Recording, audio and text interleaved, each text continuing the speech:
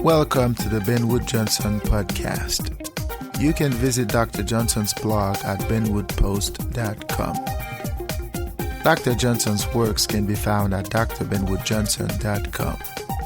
You can also support Dr. Johnson on Patreon, the link to which is in the description.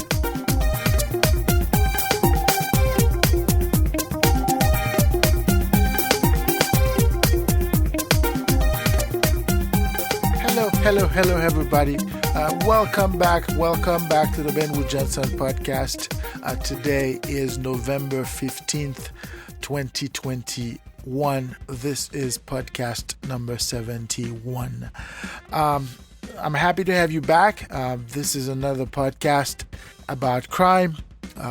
This season, we're talking about crime from a philosophical standpoint.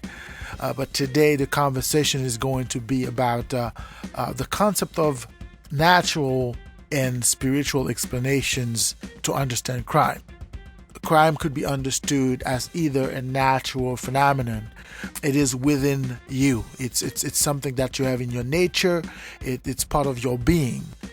And the concept of spiritual crime is this idea that something other than motivates individuals to commit crime, and that something other than is spiritual in nature. It's something that is sort of almost mysterious, and it's this idea that those two reasons, those two causes could explain why individuals engage in criminal conduct. And we talked about this from a philosophical standpoint because there are implications to those understandings. So without further ado, let us delve right into it.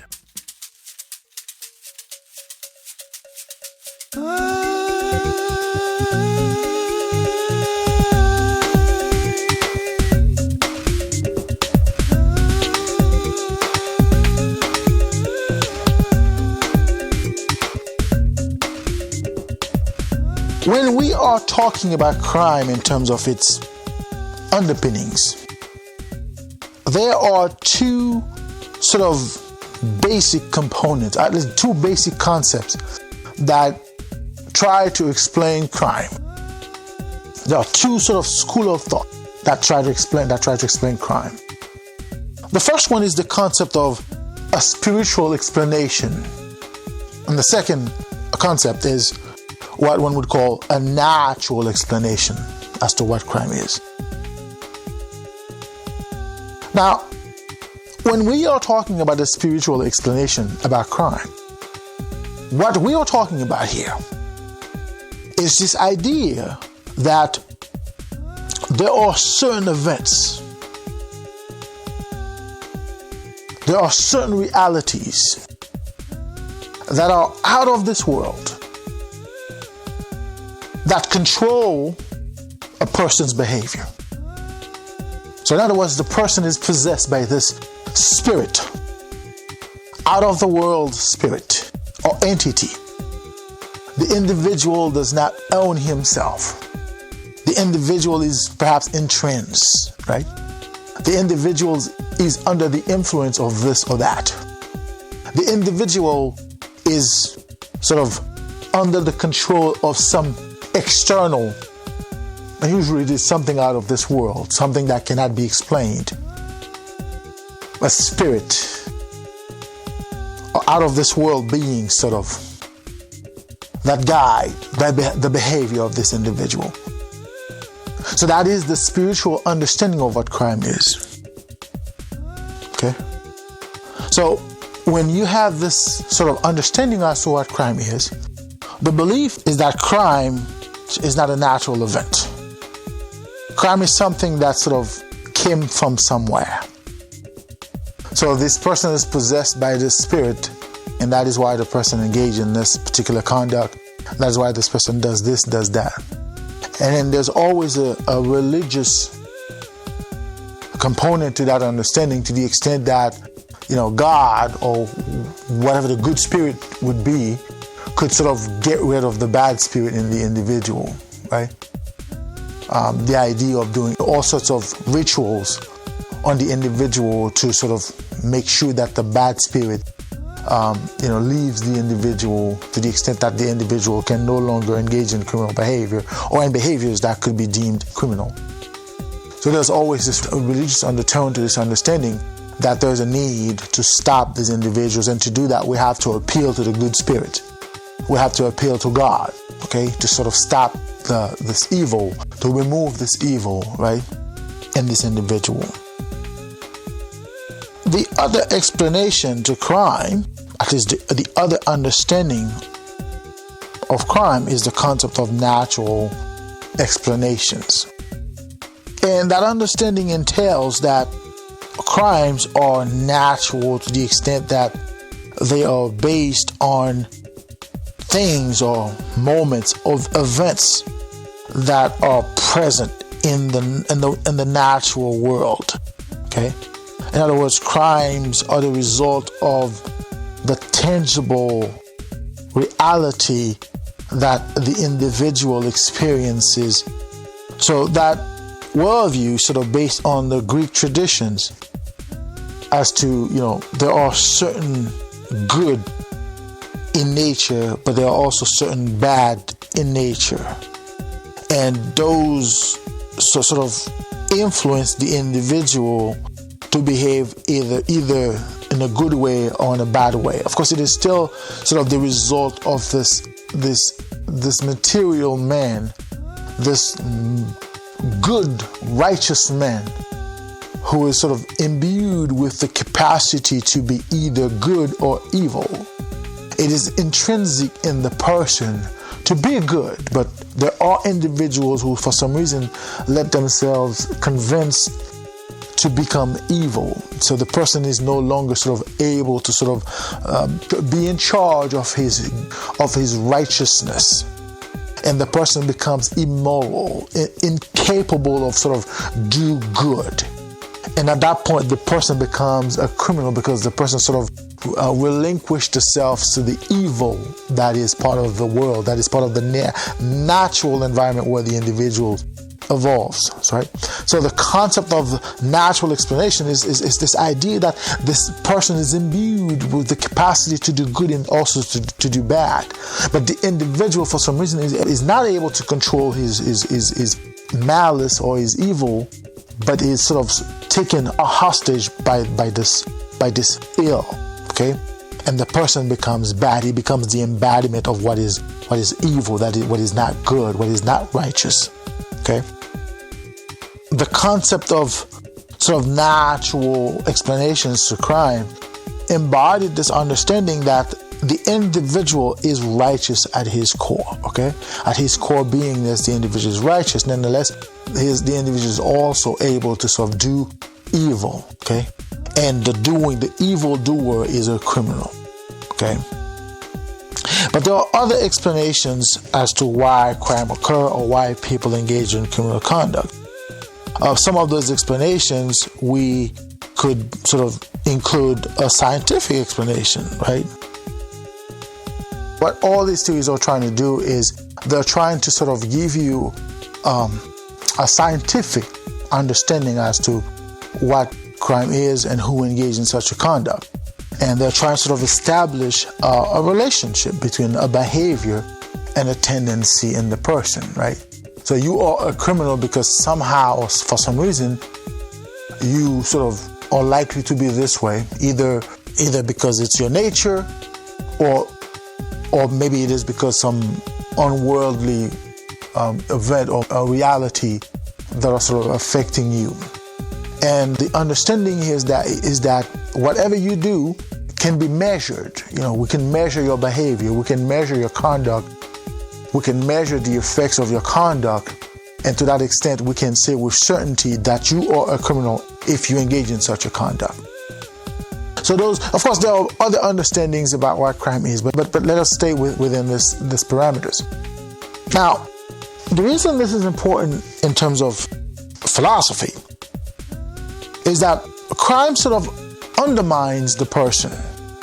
At least these understandings about crime undermine the person at his core, because it doesn't take into account the fact that the person is influenced by not only events, but also by his nature.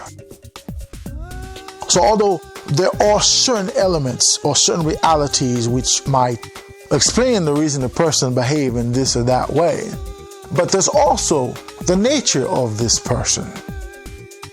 And if we were to look at the concept of crime from a philosophical standpoint, the irrefutable conclusion is that the concept is flawed, because it is based on flawed assumptions about human beings.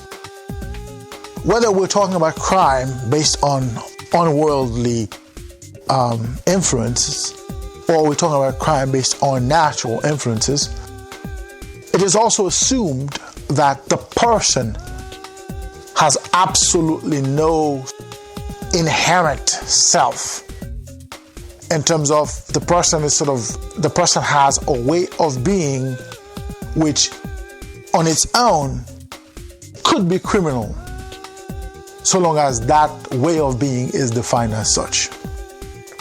And to illustrate this understanding, let us say that crime is defined as a spiritual explanation.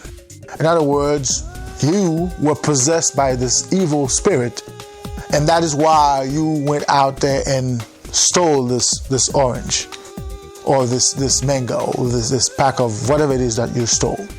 That's because you were possessed. You were not yourself. Had you been yourself, you would not have gone out there and steal something. Well, it undermines the fact that then the individual might be in a situation where stealing, what is a conduct that could be deemed a theft, is a natural conduct for the individual. The person did not invent a means to go get that orange or those oranges. If I reach out to a tree and grab an orange, which as per our societal definition of possession is not my possession, so I could be deemed a criminal because my act could be deemed a crime. Thus, the fact of reaching out to a tree and grab an orange is something so extraordinary that I would have to possess some unworldly spirit or capacities to do it. But let's use the same example. If we're going to use a natural explanation as to crime, the fact that I reach out to a tree, an orange tree, and grab an orange and eat it, does not mean that I am inherently evil to reach to that tree to grab that orange to eat it. The theories, at least the explanations that are given, would certainly suggest so. Would it be possible that I am hungry? Is it possible that the fact that I reach out to a tree has nothing extraordinary in it? In other words, any man who has an extension, an extremity, like legs and arms and hands, could reach out and grab the orange. So the fact of reaching out and grabbing the orange has nothing, I would say, unworldly to it, therefore is not unnatural, therefore does not suggest that I am possessed by an evil spirit or not. Yet that behavior, at least that conduct, that act, could be deemed criminal. And in most modern societies, I could lose my freedom. I could even lose my life, or perhaps lose my hands for it, based on the explanation that we as a society have come up with to define the conduct. Okay? So what a man does is always within his nature. Now, whether or not we deem that nature good or bad, that's a construction. In other words, we construe that behavior to be either good or bad, because there's no such thing in nature. Nature does not have good or bad in it. And we've talked about this in other podcasts, the concept of duality, looking at everything from two lenses, looking at everything from this or that. Nature is blurry. In the natural, what is good could also be perceived as bad. What is righteous could also be perceived as evil, depending on the context or the circumstances where this action or this conduct is being perpetrated. So we, as members of society, unable to understand ourselves within the society, have come up with explanations to explain, at least to make sense of our behavior, our reaction to our nature. And this has huge implication for the human species, because crime, the concept of crime, is an implication of our incapacity to understand who we are. Now, of course, as Jean-Paul Sartre would say, bad faith could be a part of it, because we know, and usually the people who judge others, they're the worst. They're the worst kind of human beings you've ever met in your life. Most judges are corrupt to a point where it's not even relevant to talk about them. Most police officers are corrupt to a point where it doesn't even make sense for them to try to enforce rule of law based on morality. But yet that's what we have in society. Now the question is, what are the implications for the man? What are the implications for the person? Well, the implications are dire. Like I said, a person could lose his freedom. A person could lose his life because his behavior is defined as such. So the point here is that despite the theories that I've talked about, a crime in and of itself, philosophically speaking, is normal. It is not the person who is wrong. It is not the conduct that is wrong. Rather, it is our interpretation of it that is wrong. Reaching out to an orange tree and grabbing orange is not wrong, so long as we don't say that it is. The minute we say that it is, then it is wrong. But the conduct itself is not wrong, but our interpretation, our definition of it is. And therefore, our conduct is only wrong when we say that it is. So on the outset, a crime is normal. It's natural. It's a normal behavior. But we as a society deem it like this. I always use a trivial example to sort of make sense of this whenever I get to that point. Let us say that you live in a forest, somewhere in Amazonia and whatnot, okay? Where it's you and the elements. It's you, nature, and that's it. Would crime be relevant then? No, it wouldn't be. Because in such an environment, there would be no need to define crime. There would be no need for it.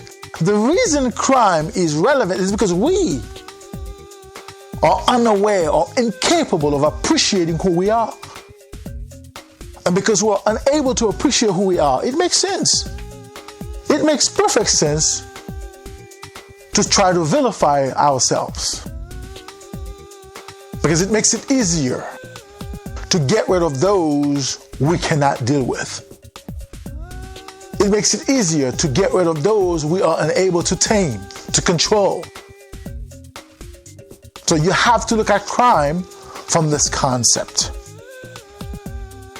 You have to look at crime from the understanding that the conduct itself is not wrong. Rather, we deem the conduct wrong. And that is why sometimes a conduct that was deemed wrong at a particular point in time, at another point is not deemed as such. Or a conduct that was deemed right at a particular point in time, at some point becomes a wrong. So the conduct itself never changed, but our interpretation of it changed. So if 20 years ago, I did this, or let's use marijuana or cannabis. In the early 1900s, cannabis was not illegal. There was nothing wrong with smoking pot. But all the way through the 1980s until recently now, it was wrong. And there are so many people that are in jail for doing just that. Others are in jail for just having it. Just having that cannabis somewhere on their possession, on their person or in their home. There are so many individuals that are in jail right now for that. Is it right? Is it right for them to be in jail? Absolutely not. But again, let's go back to the implications. There are people that have lost their freedom, that have lost the right to exist as a person. They have lost those rights because they had a pack of marijuana on their person, at the time they interacted with someone who was deemed a law enforcer or a police or a judge and whatnot. So those are the implications we have to look into.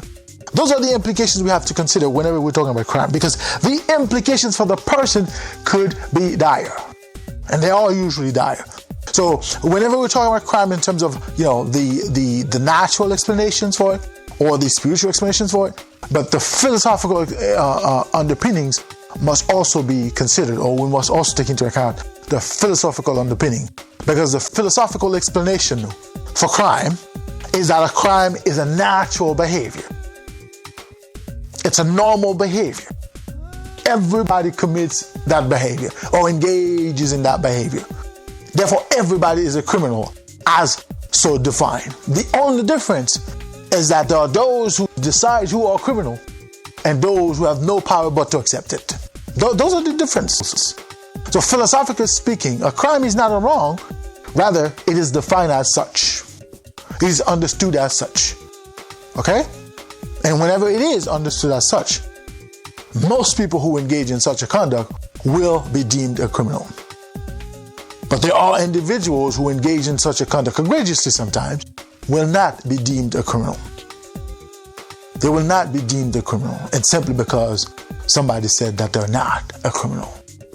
And those are sort of the fundamentals of what crime is in terms of crime theories.